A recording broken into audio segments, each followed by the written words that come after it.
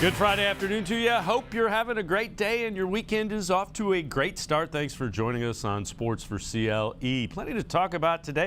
A little later in the show, we will hear from Chris Antonetti from the Guardians about the lineup and how they're trying to add to it what they expect as we close in on opening day, but plenty of Browns talk to begin things. The Browns offseason program can begin April 19th. Keep in mind the draft coming up April 22nd, but the NFL released the dates that each of the teams can begin their off-season program. First days for the Browns, it is April 19th. And we are happy to be joined first time that Jack Duffin. He is a salary cap expert, and if you are a Browns fan, Jack Duffin rather is a guy you want to follow. It's at Jack Duffin on Twitter. We use a lot of his stuff to give you an idea of salary caps and those kind of things. Jack, appreciate you joining us, appreciate the time. Let's begin by some of the positions you think the Browns can bolster pre-draft. Yeah, so the biggest two they're looking for is a wide receiver and an edge defender. Then sort of secondary stuff they'd like to add is your defensive tackle and safety. And then there's two other. They'll probably add somebody, a third quarterback, because if Watson's suspended, they need someone. And then maybe like just a really cheap third tight end like Darren Fells. Might not make the roster, but the big two, it's all about wide receiver. It's all about edge. Look at that. Do you have a couple of names in mind, some targets that you think they may be looking at, both at wide receiver and edge? Yeah, first up, just write in pen, Will Fuller, wide receiver. It's going to happen. It's always just a case of when rather than if with him. It makes too much sense. Great connection with Deshaun Watson, and we want to hit the ground running. Really explosive player. And everything's trending towards Jadeveon Clowney at edge. They've offered him $24 million over 2. He's looking around trying to get a cheap, better deal for him. But if not, he'll be back there. One pairing I would like, because, hey, if you're going to pay him $12 million a year, you could bring in a pair of guys for $14 million together, and that's Melvin Ingram and Jerry Hughes, two ultra pass rushers that just get after the quarterback, really, really productive. And hey, I'd rather spend $14 million and get two guys. There's a lot of depth and rotation, but I think they're going to end up bringing Clowney home. And how likely, and one of the things you do really well is the salary cap. How likely can they add those kind of guys with where they sit as far as salary cap goes? And let's take a look at one of the things that you've tweeted out, kind of trying to fill the holes with the salary cap. So you mentioned the $20 million in cap space, and can they do it? Can they add some of these names that we're talking about? Yeah, so they've got lots of room to maneuver. They've got $20.5 million. They need, just about 1.8 set aside for the rookies that they're going to draft. They'll free up some money when Baker's gone. On June 2nd, they'll get another $9.5 million because of the way the Hooper cuts works. So they can easily go and add more guys, because say Jadeveon Clowney signs for that $24 million over 2. Well, that number might only be $5 million they need to account for on the 2022 salary cap, because they'll backload these deals. It's what they've always done through the Andrew Berry era. So there's no issues. People are worried about, hey, we need to move Baker before signing free agents. That's just not the case. There is money they can go out and spend. Yeah, and again, it kind of takes that kind of money to get some of those veterans in. But the Browns have been pretty good about managing that cap. All right, this one, another one that you tweeted out that's very interesting. So A.J. Green, cornerback, and his PFF grade in 2021. Best cornerback, and take a look at the value. So how impressive is that? Is it, and just how does A.J. Green grade out, do you think? Yeah, so it's a relatively small sample. It was 176 snaps on defense, but he was phenomenal in that. And it's about giving him a wider sample as we move forward. And there's so much depth at corner because it's really, really important. We've heard Andrew Berry say it before. You can never have enough good corners because it's all about the weak link. If you're playing up against three really good wide receivers, perfect example, the Bengals, you can't just rely on Ward shutting down Chase. You need to be shutting down all of them because what will happen with a good quarterback is one-on-one might get locked down. Well, he's going to throw at wide receiver 2, wide receiver 3. So you've got to have that depth. So having a player like AJ Green on a really, really cheap deal, he was the highest paid in terms of guarantees, undrafted free agent. The Browns really wanted to sign him and went out and made that aggressive push as a UDFA. And now they've got him for really, really cheap. And that's just an advantage. That's great work by Andrew Berry, the scouting team. And Joe Woods was a big factor of why he wanted to come here. So, you got Newsome on a rookie deal. You mentioned A.J. Green, undrafted. Now, there's a pretty big potential extension coming due in Denzel Ward. And again, we're not saying that the Browns are going to trade Denzel Ward, but let's take a look at a tweet that you put out, what they could do if you trade Denzel Ward. So take us through this tweet and kind of the thought process there, Jack. Yeah, so it's a win-win either way, whether you keep him or not. If you keep him, hey, it's going to be a big deal. It's going to get signed probably between mid-July and the first week of August. It's when the Browns tend to do their big extensions. But Ramsey set the market at $20 million a year. You've got Jair Alexander and Denzel Ward. Whichever one gets paid first probably gets $21 million a year. Whichever one gets paid second gets $22. We saw the same thing with Myles Garrett and Joey Bosa. Bosa signed 2 weeks later, got an extra $2 million a year. So timing is everything, and why those two players are just sort of waiting it out. But it's not about saving money or getting so much the picks. It's just about how you go and spend that $22 million a year. And if you could say, hey, rather than Denzel Ward and sort of 3 UDFA guys on $1 million as sort of a cheap veteran, you could then go and, hey, let's get that first, call that Garrett Wilson. Take a third, let's call that Jeremy Rucker.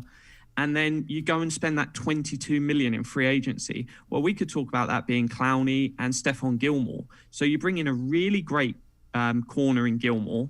You then have Greedy and AJ Green, who are young developmental guys. Obviously Newsome paired up there. So you're really solid still at corner. And it's all about that group strength there. But then you've added Garrett Wilson, who's going to be a phenomenal player in the NFL, and I'd rather he's on my team than someone against me. And then you add some other pieces as well. Jadeveon Clowney, hey, it improves that pass rush. Hey, you bring in Clowney, you could spend that on Calais Campbell. You could spend some of that money on the Honey Badger at safety. You can decide where that money goes. But trading Denzel Ward, even though it would be tough to lose a corner of his caliber, you can bring in multiple guys that give you an upgrade across the group. So it's a win if you keep him, but that's going to be expensive at $22 million a year. But if you trade him, that's what you can look for as a package. Jalen Ramsey, Jamal Adams, those guys both went for 2-2s. So I think a first and a third is fair value. And it's about deciding, do we want to put all our eggs in one basket in Denzel Ward, who has had some injury concerns, or do we spread that risk over 4 guys with Garrett Wilson, Gilmore, Clowney, and Rutger? I think it's a win-win either way. And if the Browns really loved him, we'd have seen a contract extension by now. We saw one with Myles Garrett. We saw one with Nick Chubb. After 3 years, you can extend a guy. Anytime they haven't extended a guy, you've got to ask the question, why? We obviously know the answer relating to Baker Mayfield, why they didn't want to extend him. Do they have concerns about Denzel Ward? We don't know yet, and we'll find out later this offseason. When you look at it, and you're a guy that we mentioned, salary cap expert, Jack Duffin, we use your stuff with that repeatedly. How impressed are you with the way the Browns have kind of worked and managed the salary cap, especially Andrew Berry in that front office? Andrew Berry has done absolute wonders with it. He's not scared to pay a guy when they want to go out and pay a guy. So like Myles Garrett, they stumped up the money and they got that deal done nice and early. And then he's also been really smart in free agency, because what a lot of bad teams do, we saw the Jaguars this offseason, they just ran around like a kid in a candy store throwing money around everywhere they could. And it's not good because they've overpaid for loads of guys. Whereas we saw Pocic, who they've signed, he was expected to get $4 million a year coming into this offseason. Andrew Berry, really calm, collected, waited for the value to come to him. And we've signed him for basically $1 million a year. And that's what a sensible and really great GM does. They don't rush and panic. They take their time and they're making calculated, smart moves. And yeah, he's gone out and he's added an elite quarterback in Deshaun Watson. There was 13 teams in the NFL chasing him, and Andrew Berry and Kevin Stefanski has convinced him to choose the Browns. And all the other teams were making big offers, throwing money around, throwing picks around, but it was those two that looked the most credible and brought home a elite quarterback. Jack Duffin and I are going to step aside, take a quick time out. Other side of the break, we will hear what the odds are in as far as the Browns winning the AFC North division. We'll also take a look at the toughest and easiest schedules. Sports for CLE. We'll be right back. Stay with us. Life is getting back on track, and you can too. If you or your family have experienced financial hardship as a result of COVID-19, Tri-C can help with tuition assistance. Safely get the in-demand degree or training you need with online and on-campus classes. Go to tri-c.edu to check out our programs and resources. So, what are you waiting for? Register now for spring classes. Tri-C is where futures begin.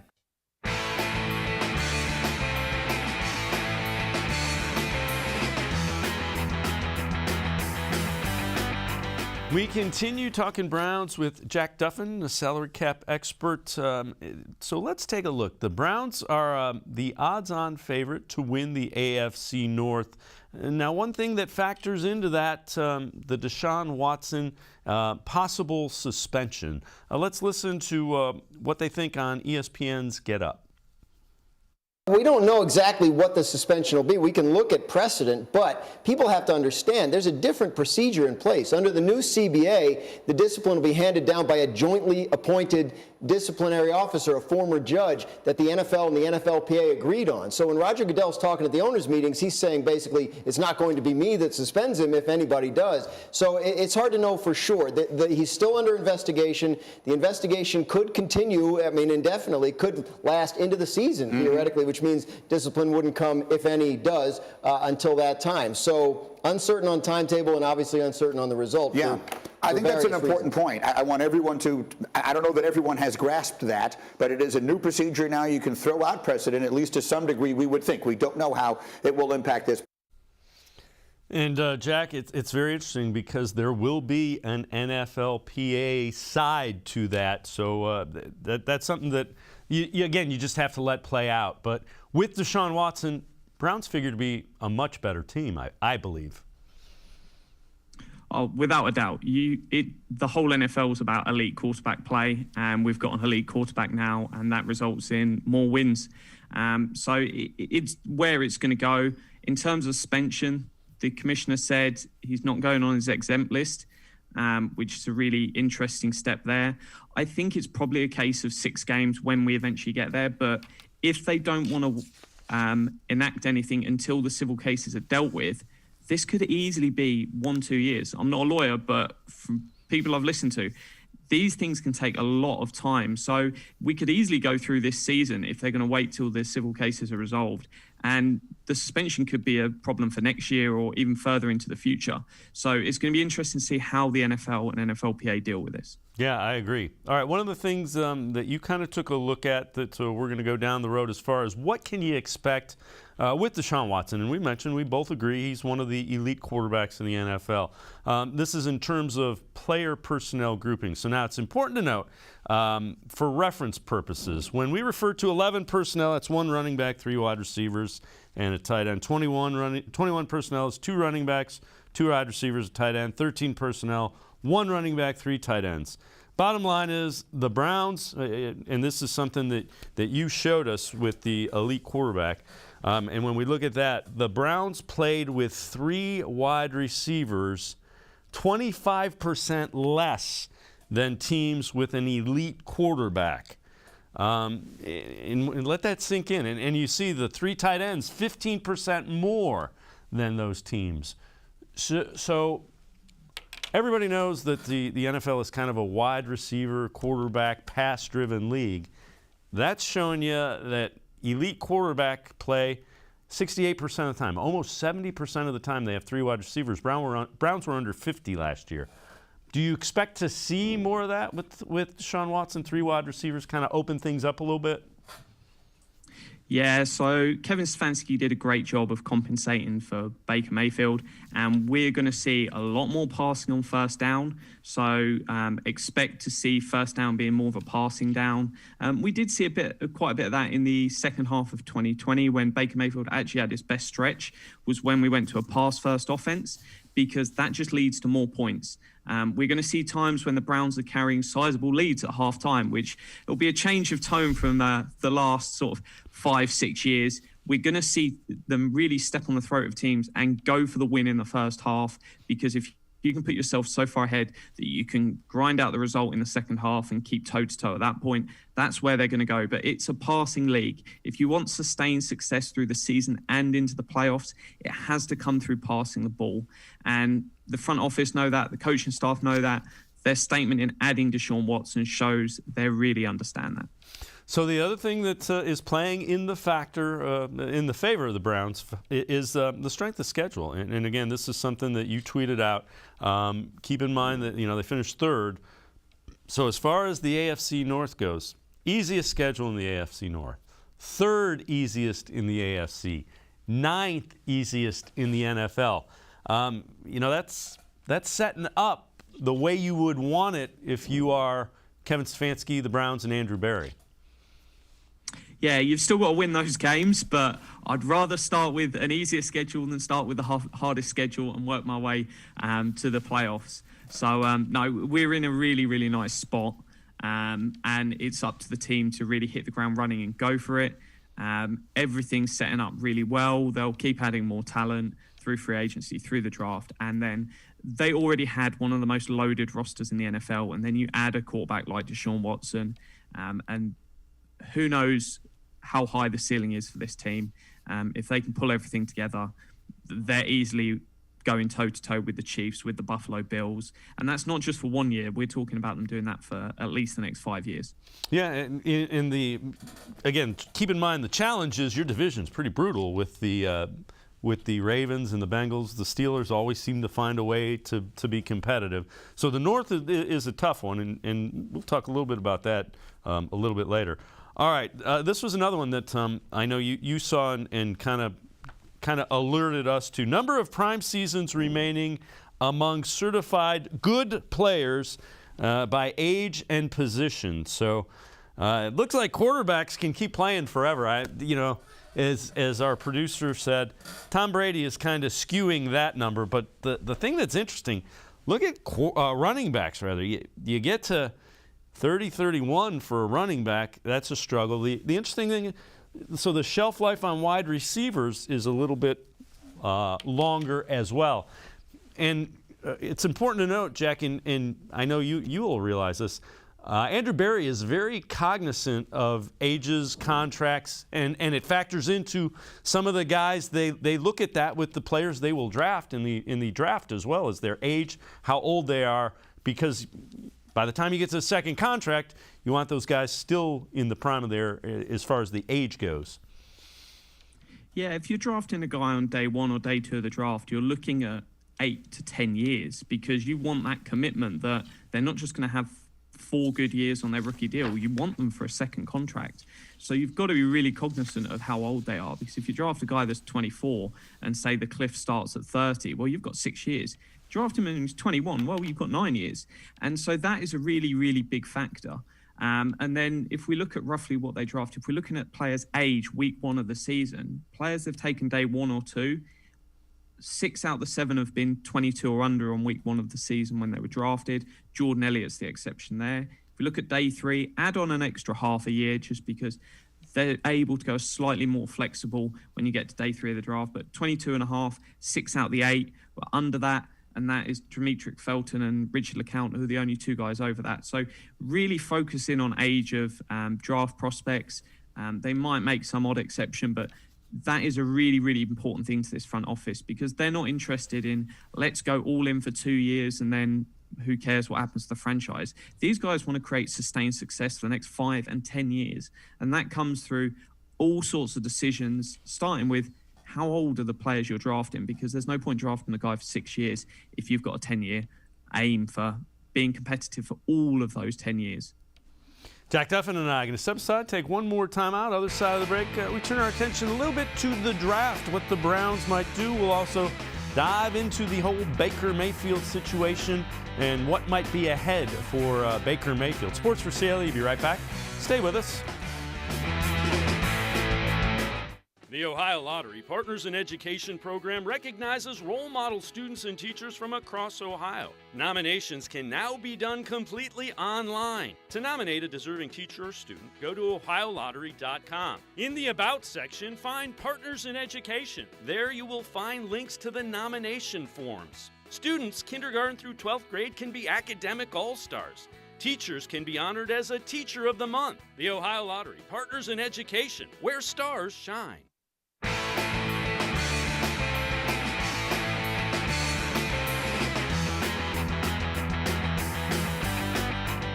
We continue talking Browns football with Jack Duffin. Make sure you follow him, a really good follow on Twitter, @JackDuffin. Always tweeting about salary cap and Brown stuff.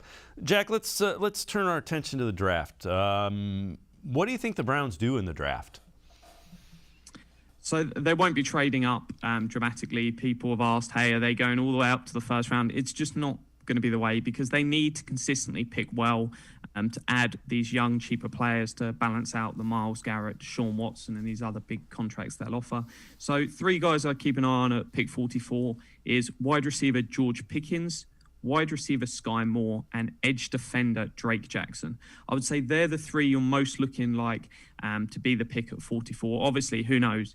JOK was never meant to be there in the second round, so someone could slide and they could move up 4 or 5 picks to take advantage of that. But if we're looking at guys who will probably be there, those I'd say are the 3. And at 78, I would say 3 guys to keep an eye on, all on defense, is Nick Bonito, edge, who is absolute just a pass rushing domination, who would be great filling in that Tack McKinley position from last year. Corner, Martin Emerson, and then linebacker Leo Chenal. They're all sort of guys that they fit that age guardrail that I spoke about earlier.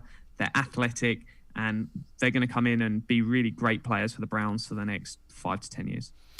All right.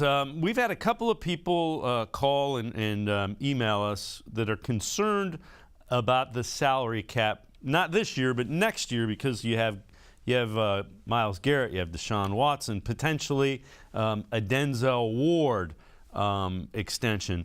You've done a lot of research on this, and you look at it, and let's take a look at the tweet. So you've actually kind of estimated, taken a look at some rollovers. Give us a bottom line as to how the Browns would be positioned in the salary cap next year, 2023. Yeah, so they're going to roll over a significant amount of money from this year into next year. They're not going to spend every penny that they get back from Baker, from the Hooper money, from where they're at now. So they'll roll some of that over. They're going to use all these rookie picks this year and next year to supplement that roster, because you need to keep picking well. And it's why the Rams have been able to continue their success over the last few years. It's not through some magic secret with trading their picks. They've just done really, really well on their picks through sort of rounds 2 to 7, drafted really well, developed guys, and then brought them through. And that's one thing that the Browns will finally be able to take advantage of. All their starters are already on the roster once you add sort of a Will Fuller and Jadeveon Clowney. So all of these rookies are going to come in and have time to develop, really understand the system, play a bit of specials teams, and then next year, we'll ask them to step up and break out. And that's different from the old days of which UDFA is going to start for the Browns. It was some grim times there. But they'll go well. They've got $69 million on current projections to pay for the last 13 players on the roster. And when some of those are like AJ Green on $1 million, it's so easily doable that they're not going to worry. Andrew Berry's done a great job of managing the cap, and we're just going to keep pushing a bit of that money into the future with sort of Watson's restructure. You can move $36 million down the road there. They know what they're doing. Have confidence in Andrew Berry. He's a smart guy. Yeah, I'm with you. I agree. All right, so you mentioned briefly Baker Mayfield. So Albert Breer was on the Dan Patrick Show. This is courtesy of Peacock. The question posed to him, Who's more likely to get traded, Baker Mayfield, Jimmy Garoppolo? Is there more of a market for Jimmy Garoppolo or Baker Mayfield?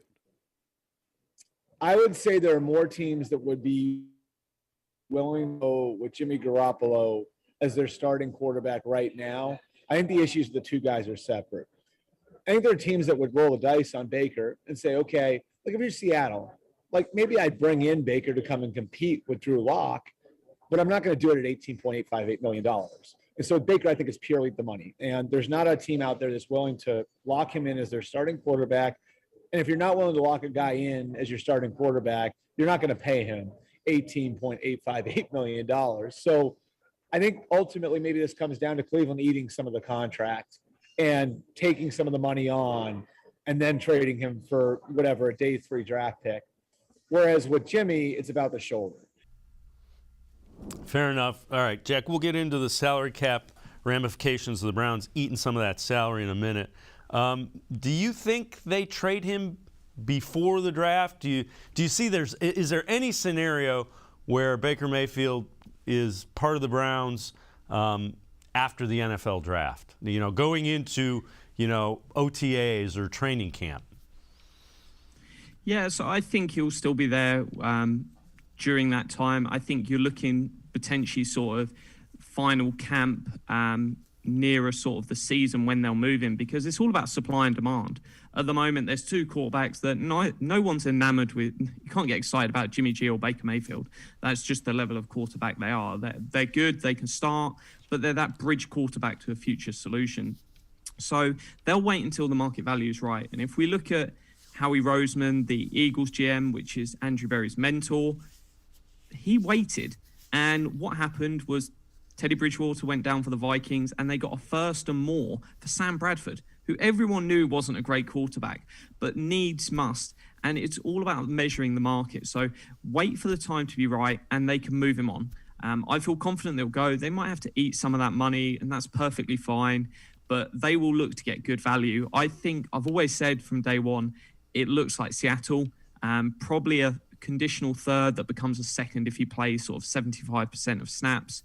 I just think that's going to be the pick. So 2023, second or third rounder is where I'm headed. And why not? We'll happily take that on. And we could do an extra second rounder because we don't have a first next year. Yeah, fair enough. All right, here's another opinion. This one's from Ian Rappaport, coming up on the Pat McAfee show. This was earlier today, just on the whole Baker Mayfield and the timing of it when it could happen. Here's Ian Rappaport from the Pat McAfee show. Salary's fully guaranteed. They're probably going to have to eat some of it. And there is precedent. I mean, last year, the Panthers traded Teddy Bridgewater to the Broncos right before the draft, ate some salary. It was a late round pick, I think a 6th rounder. And that was a pretty fair deal for a guy who ended up starting. My sense is the trade ends up looking similar to that. Mid to late rounder, the Browns picking up some of the contract, but not all of it. And Baker Mayfield ends up in a new spot. That's a win for everyone. Okay. Ian, when's that timetable? Is that something that may happen like during the draft, or when do you expect this? I would say probably in the couple days before the draft is generally the window there, because the leverage, I guess, for the Panthers is to be like, well, we're just going to take a guy. And maybe they do. Maybe they want to. But if they don't want to, if they're not in love with this group of quarterback at, in the top 10 where they are, either 6 or 7, I forget, then they could just get Baker Mayfield, have him come in, compete with Sam Darnold, may the best man win, and see if you can kind of reclaim what Baker probably would have been / should have been before the injury. And here, Jack, you kind of did the how you would each contract and what it would mean. So take us through that, and so it isn't catastrophic, I guess, is the bottom line to the salary cap. Yeah, so it's one that this is only if it's post June 1st because of the rules around the salary cap and that date. But say they eat 10 million, there's 2 million this year, 8 million next year. If the offer's on the table of, hey, we'll give you a 7th, but if you eat some salary, we'll give you a 2nd, say, they'll happily do that. The NFL actually blocked it 2 years ago. the Browns tried to do a deal with the Saints where we were going to sign Jadeveon Clowney, eat a load of his salary, and then trade him instantly to the Saints. And the NFL actually came in and said, no, you can't do this. Andrew Berry was happy to eat salary because he was going to get a third-round pick, I believe, out of it. So Andrew Berry's not scared of eating money. You just have to make smart moves and other stuff around it. And if you get a rookie value player, say you get a second-round pick, well, if that player's earning $3-4 million a year rather than you're paying, say, Clowney $12 million a year, well, suddenly that sort of player that's costing you $8 million over 4 years versus a player that might cost you $50 million over 4 years. If you hit on that pick, you are easily making your money back and far, far more. Yeah, and Andrew Berry has confidence that he can get that done in the draft. I'm with you. All right, before we let you go, this one was kind of a head scratcher, so we figured we'd bring this one up. Deadspin has named the Browns the #1 idiot of the month, and it was in part due to the signing of the Deshaun Watson.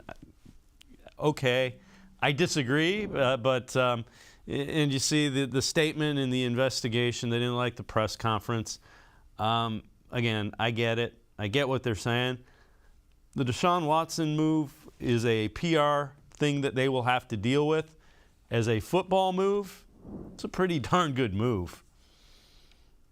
Yeah, PR teams don't win Super Bowls, and that's just the long and short of it. Kevin Stefanski and Andrew Berry are going to be judged on how well their team does in terms of wins, and that's where they've got to prioritize there. And we only have to look at Tyreek Hill. Tyreek Hill came into the league under sort of really questionable circumstances with off-field problems, and winning has just changed his image. He's now sort of this really sort of great figure that the league looked towards, was pumping all out over social media when he got traded to the Dolphins. Is it right? Probably not. But the NFL cares about wins more than morals. And as long as that's going that way, if Deshaun Watson gets the Browns one or more Super Bowls, I don't think people are going to hate on Andrew Berry and Kevin Stefanski for that. Fair enough. And yeah, if you don't win in the NFL, you don't have your job for very long. Jack Duffin, great stuff. Hope you can join us again. Really appreciate it. Thanks for the time, Jack. Thank you very much for having me. All right, Jack Duffin. Make sure you follow him on Twitter. A great follow, @JackDuffin on Twitter. We're going to step aside, take a quick time out. We'll continue talking Browns. We will be joined by Sam Penix from Pro Football Focus, talking more Browns on Sports4CLE. Stay with us.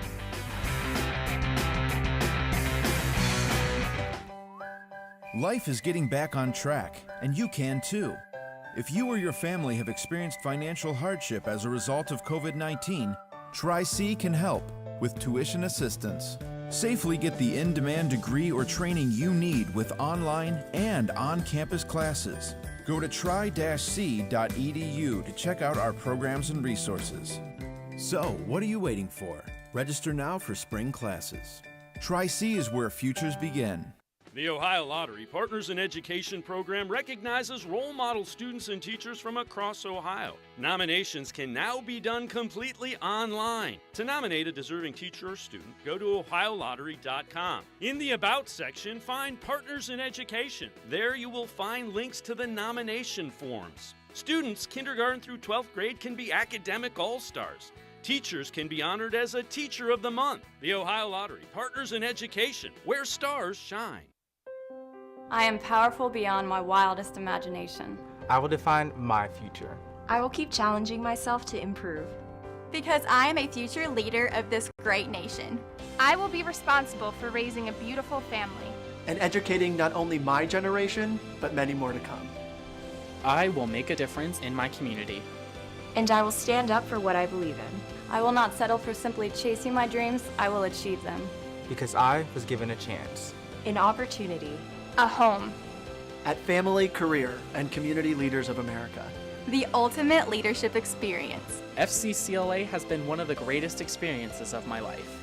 It's made me who I am today. Join us. We'll build a new future together.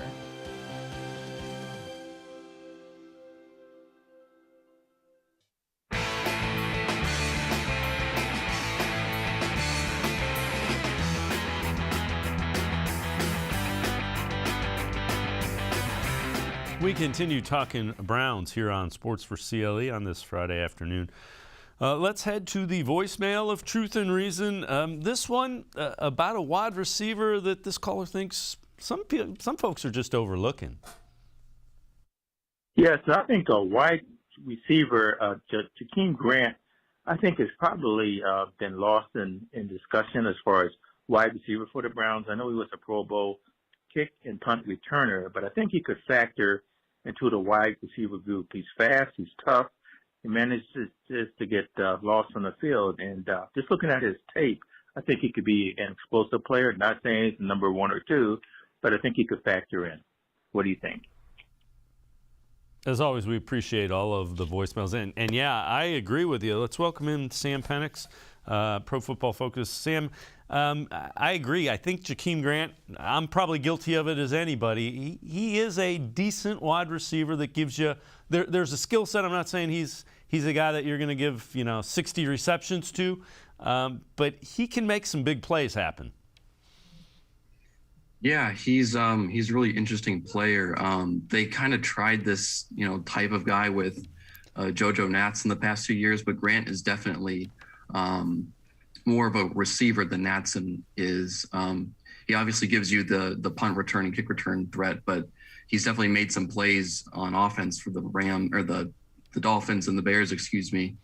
He's definitely a guy you want to get the ball into his hands and let him use his speed to stretch the field. Yeah, and with a quarterback like Watson, you got the run game. If you get him in some space and somebody misses a tackle, the referees are going like that. And that's kind of the thought process behind a guy like that. Let me ask you this, and I think, do you think Jadeveon Clowney kind of played his way out of Cleveland potentially? We haven't really heard him connected with any other team, which I suppose is a good sign for people that want him back. But he played pretty well last year.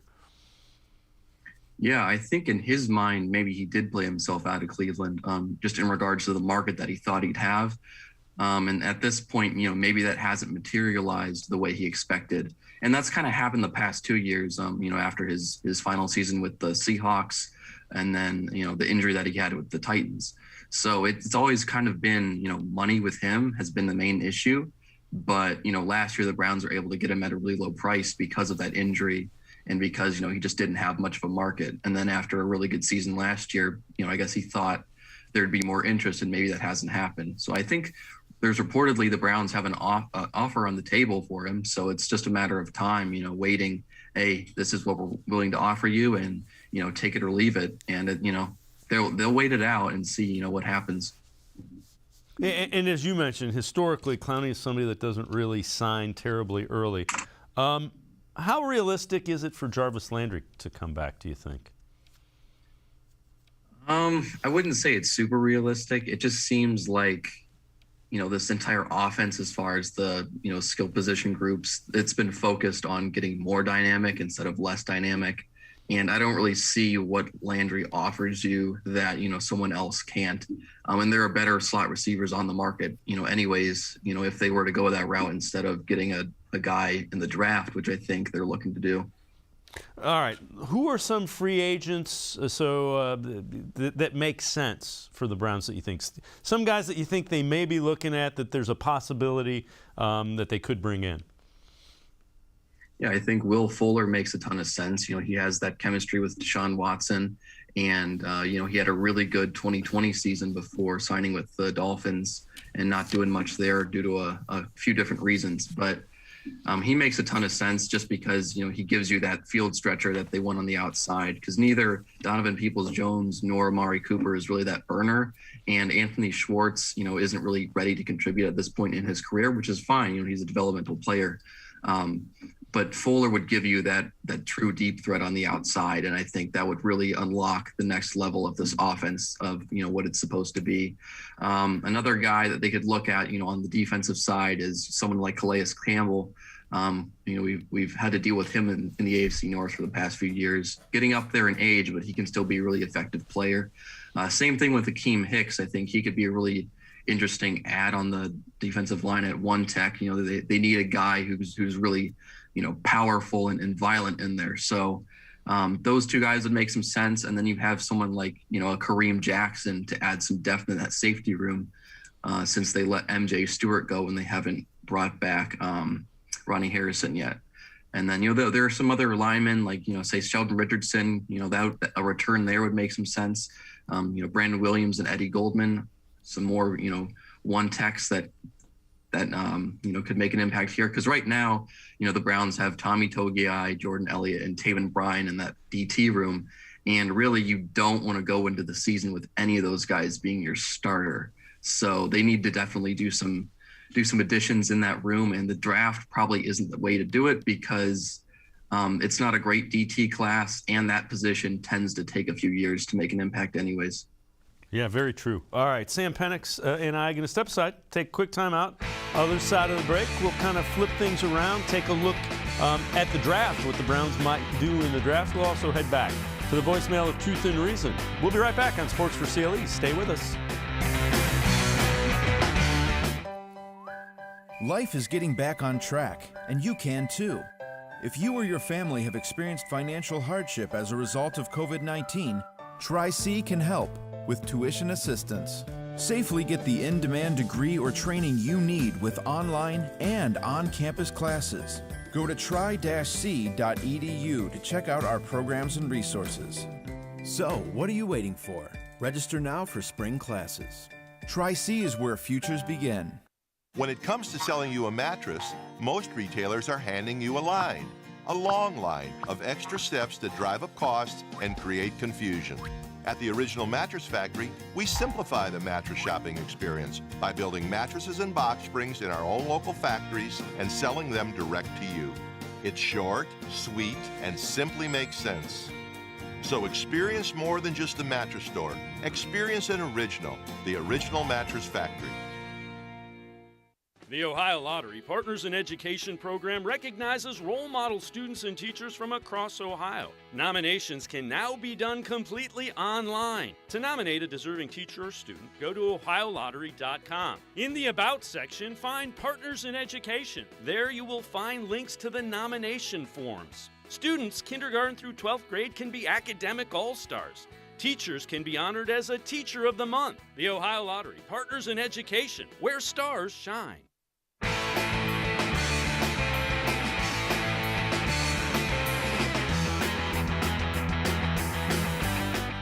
We continue talking Browns with Sam Penix from Browns Digest, also Pro Football Focus and Dog Pound Daily. We're going to head back to the voicemail of Truth and Reason. This one about the Browns team and what they might look for in the draft. The defense was fantastic last year, last half of the year. But I still think the offense now is, when Deshaun is back, is going to be almost unstoppable. I'm calling with a thought on the draft. I say get a receiver. The guy out of Purdue is really good despite the combine. He played against Wisconsin, Michigan, Michigan State, Ohio State. How many guys in the draft are going against 4 or 5 top 20 teams every week? And he was the guy to stop. Every announcer in the Big Ten just raved about him. So he may have not run well, but he would be a great pickup if he's still there. All right, as always, we appreciate all of the voicemails, and he's referring to David Bell, wide receiver from Purdue. So Sam Penix, let's get a thought on David Bell, and then I know you've also written some draft profiles. We'll get into those in a minute. But what do you think of Bell? Do you think there's any way he's available at 44? And would he interest you if he was? I think he'll most likely be there at 44 just because of, the combine that he had. He definitely did not have, the athletic testing that you typically see from a guy picked in the top 50. So he'll probably be there. I don't know that the Browns would be interested in him that high because of those reasons, because they tend to value athleticism pretty highly, towards the top of the draft, and then they kind of expand that guardrail as the draft goes on. But he's as far as a skill set that he provides, that's definitely a fit with Deshaun Watson. You know, I can just see him being, you know, the dump off, the safety blanket, you know, when Watson is trying to extend a play, and, you know, kind of similar to a role that Brandon Cooks played, you know, closer to the line of scrimmage. He definitely doesn't have Cook's deep speed, but just a dependable guy towards the, you know, the middle of the field, you know, extending plays and definitely being a guy that Watson can depend on. All right, you wrote a couple of draft profiles. We're going to check. Let's start out with a couple of wide receivers. You had Jahan Dotson from Penn State and also Sky Moore. Take us through those guys and who you think might interest the Browns more, assuming both, or if you don't think one's going to be available, say that as well. I think if Moore is there at 44, I think it'd be super difficult to pass on him just because, you know, he provides you a threat at all three levels of the field, and he's, you know, super shifty. He's got really great hands. He's a really good deep threat, and he's got, you know, great ball skills. So he is a guy that you can get the ball into his hands in a variety of ways, just throwing it to him deep, letting him run over the middle of the field, get him the ball on now screens. And, you know, I think if you can get more into this offense and just have him play the slot, that gives you a really dynamic trio of receivers, and that offense would be really, really difficult to stop. And I think Dotson is kind of a similar player. He doesn't have the elite athleticism that Moore provides, but he's got a lot of production. You know, he had that great game against Ohio State back in 2020 where you're like, okay, this guy's a player because he just beat up that secondary. And, you know, if you can do that against Ohio State, you can be pretty effective in the NFL. So Dotson is definitely a guy that I could see falling to 44, and I could see making an impact for the Browns. All right, let's switch, you know, our focus to the defensive line. Another area the Browns need to figure out and upgrade. A couple of prospects you talk about are Logan Hall, Drake Jackson. Take us through them and what you like about them, how you think they would fit with the Browns. Well, they offer a little, you know, a different thing from each of them. You have Hall, who's this athletic marvel in the middle. He played 3-tech at Houston, but I think some teams might view him more as an edge just because of the athleticism that he possesses. He's definitely on the slighter side. I think he's only around 280 pounds, so that's small for a defensive tackle. He'd probably get pushed around a bit inside, but he has that explosion. He's really strong, and you know, he has the requisite bend around the edge to play outside. So, you know, he's a really interesting, versatile talent that I think if molded properly and you use him in the right role, he can be really effective. And then Jackson is a really young guy. He's only 20 years old still. He's got a lot of athletic traits. Wasn't necessarily the most impactful player in college, but you'd be drafting him based on his potential and definitely betting on him being a better pro player than he was in college. Do you have a sense, do you think the Browns are kind of locked in, they're taking a wide receiver or they're taking an edge rusher or they're taking a defensive tackle? Do you get a sense where you think they might go at 44?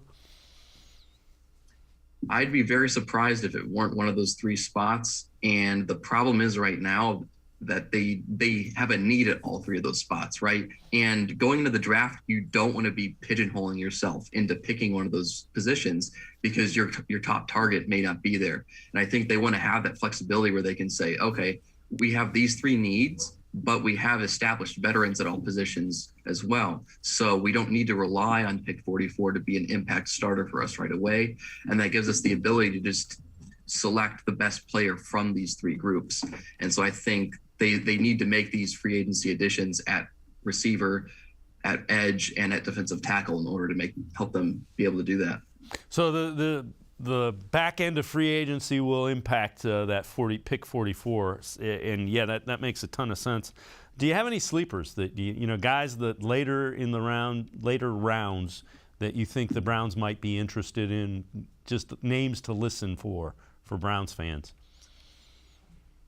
Well, I think Bo Melton was a receiver from Rutgers. He had a really good draft process with his athletic testing.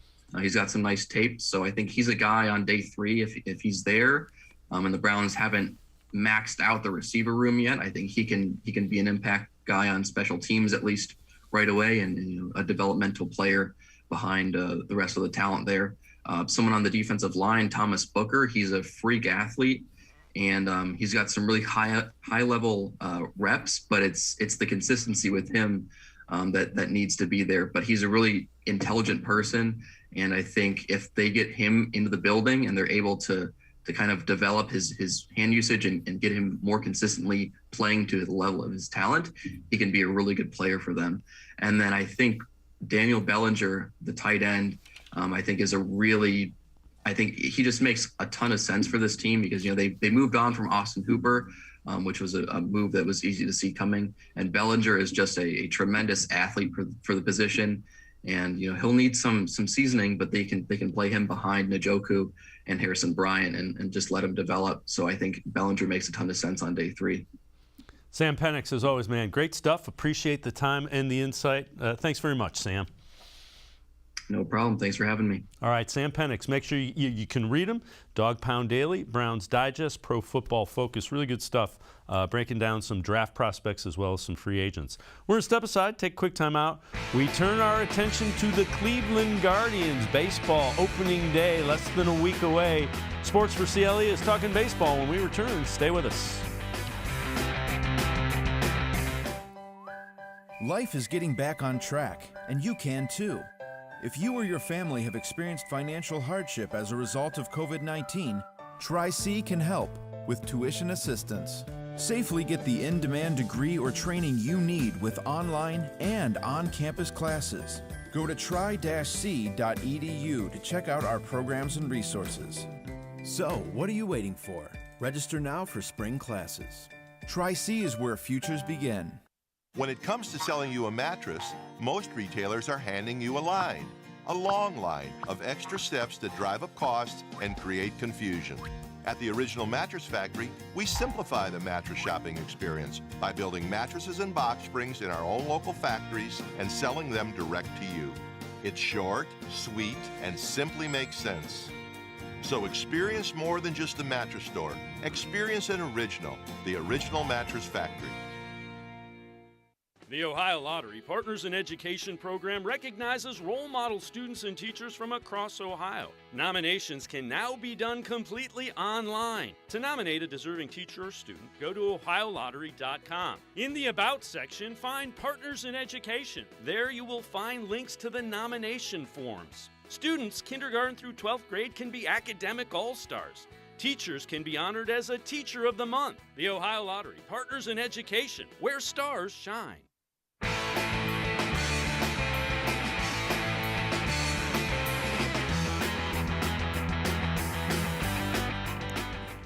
We're turning our attention to baseball opening day, less than a week away. Guardians wrapping things up out in Arizona. And this one comes from Hector Gomez from Univision. And he's tweeting that the Indians are the Guardians. I did it the first time. Guardians and Jose Ramirez are working very hard to reach a contract extension before opening day.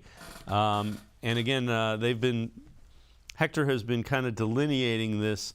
They're making progress, do not have a deal done yet, but again, the Guardians trying to extend Jose Ramirez, which would be welcome for baseball fans. All right, Chris Antonetti met with the media, and he was asked just about the lack of signing or trading or acquiring some help for the Indians offense before the season started. Here's Chris Antonetti about that whole process of trying to improve the offense.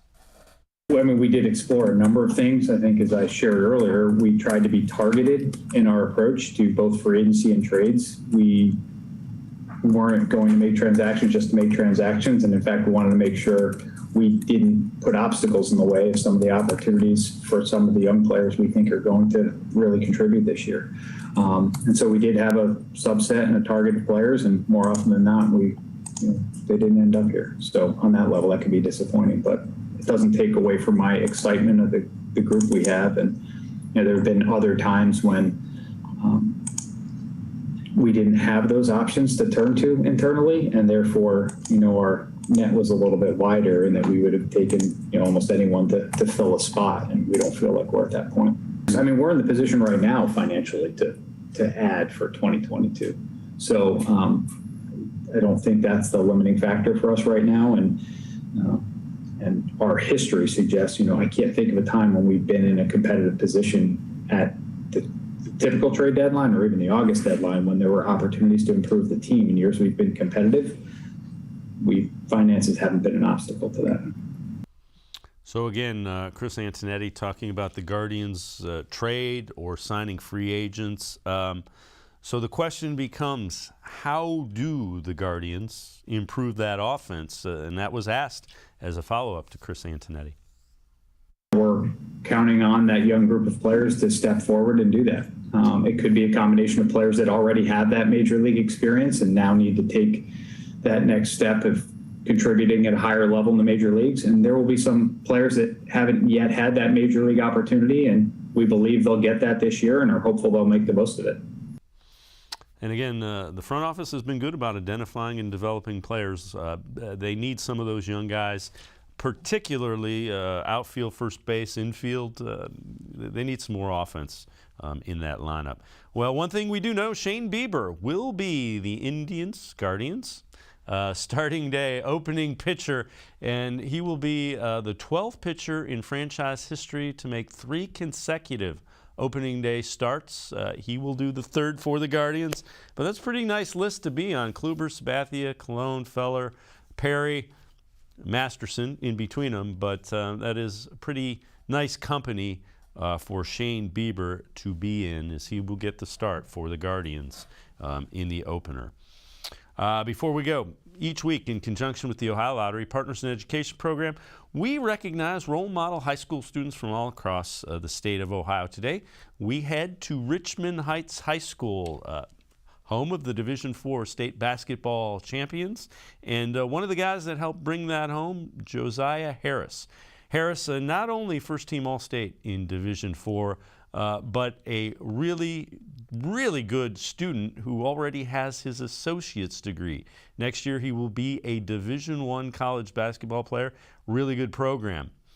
The Ohio Lottery Partners in Education Program, proud to salute Josiah Harris, this week's Shining Star.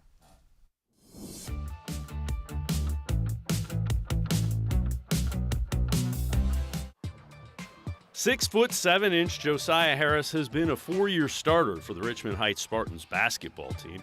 This year, Harris earned first-team All-State honors in Division IV as one of the best players in Ohio. The road to this destination was paved with plenty of hard work. It was very worth it. It was a lot of work, a lot of sacrifices, going to parties and everything, just going out working late at night with my dad and the team. So yeah, it was worth it. I feel like I've changed a lot with my body. I was a lot more chubbier. I feel like I'm a little toned up, better in shape. I'm more versatile now. I was a post player before, and now I'm more of a wing type player. I can take you off the dribble, shoot, and do multiple things on offense and defense as well. He's a really good passer. I know people get caught up with his stats, but he's a real good passer. He's very versatile on defense and offense. Has a nice shot. He's pretty well-rounded as a basketball player and as a person. Harris averaged almost 20 points a game for a team that won the school's first ever state basketball championship. Harris missed the championship game with a knee injury, suffered in the state semis.